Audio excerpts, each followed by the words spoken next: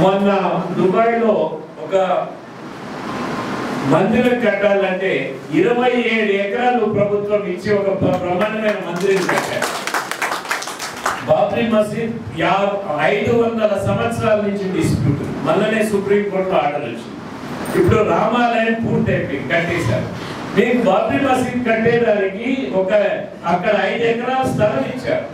రామాలయంలో డిస్ప్యూట్ ఉన్న స్థలం 2 ఎకరాల 77 సెంట్లు మాత్రమే. ఆ 2 ఎకరాల 77 సెంట్లు మందిరం కట్టేదానికి ఇచ్చిన, రామాలయం కట్టేదానికి ఇచ్చిన సుప్రీంకోర్టు మసీద్ కట్టేదానికి 5 ఎకరాలు ఇచ్చింది. ఇటువంటి న్యాయం ఏ దేశంలో జరుగుతుందా? అది చట్టంలో ఎప్పుడు కూడా ల్యాండ్ డిస్ప్యూట్ లో కాంపెన్సేషన్ ఉండదు.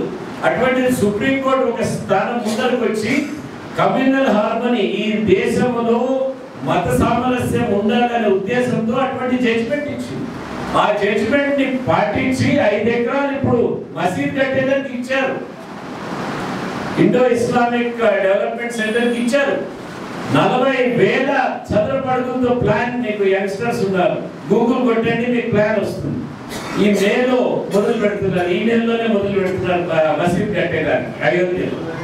సో ఇటువంటి మత సామరస్యం ఉండేదానికే బీజేపీ ఉంది.